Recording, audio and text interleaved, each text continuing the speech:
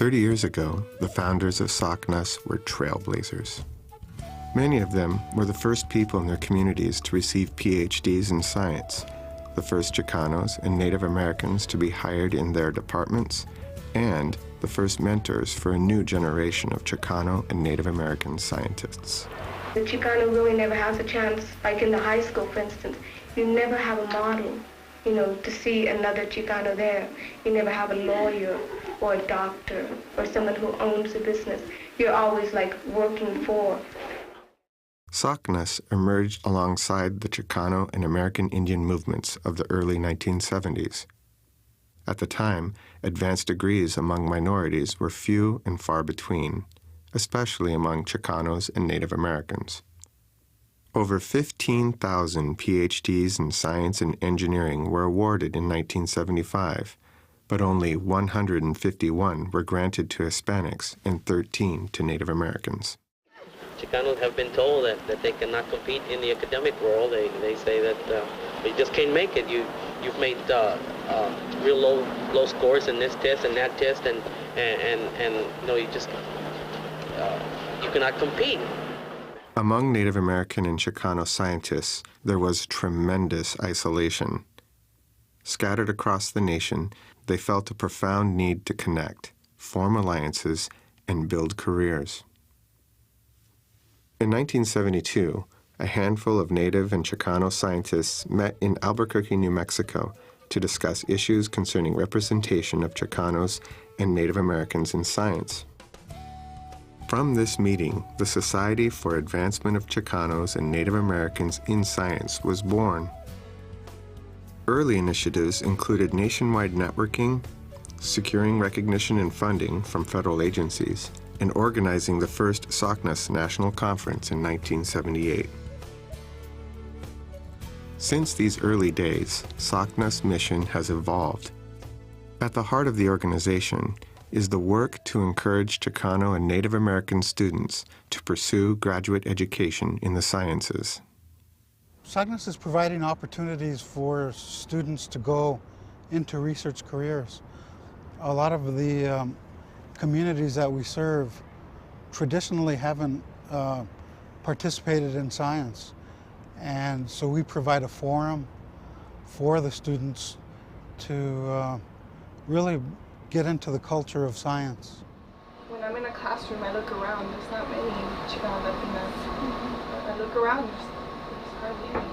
And so to go to a conference and just to look around and just see everyone else's work and to present my work among my community, I would think that it would be a really good experience. Working with K-12 educators, college students, and faculty, SACNAS programs highlight quality scientific work among teachers, scientists, and students alike.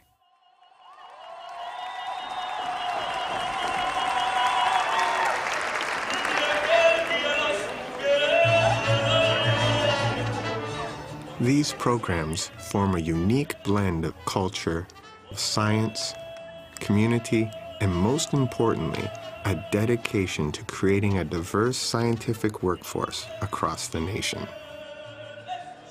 Science is not one size fits all. I think we all have different perspectives that we bring to the forum, and for subpopulations such as ours, that voice needs to be heard. So we will bring perspectives from either islands or tribes or smaller populations, and I think that's real important, and SACNAS allows us to do that.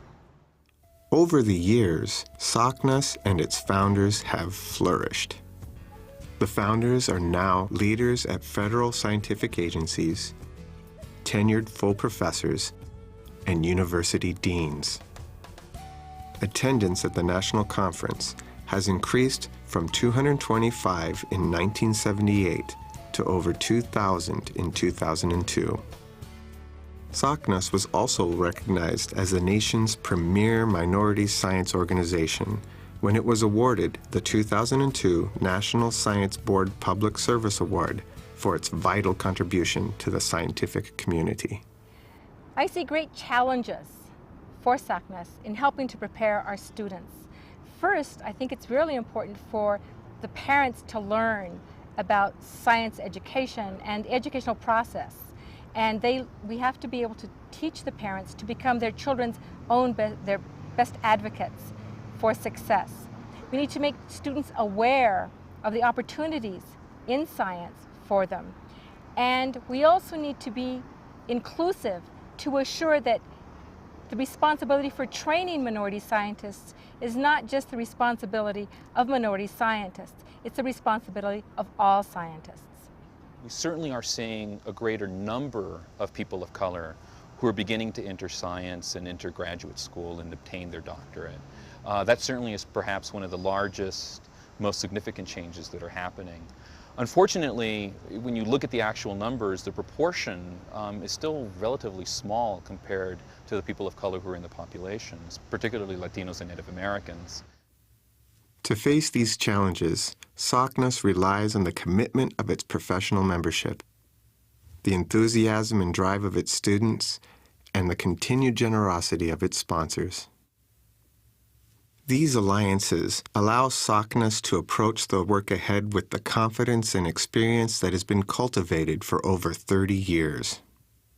If you want to be at a place where people care about your development, particularly as a scientist or engineer or mathematician, where people will work with you to inform you of the variety of choices you have, of the implication of the kind of choices that you make, of the opportunities that are available to you, this is the place.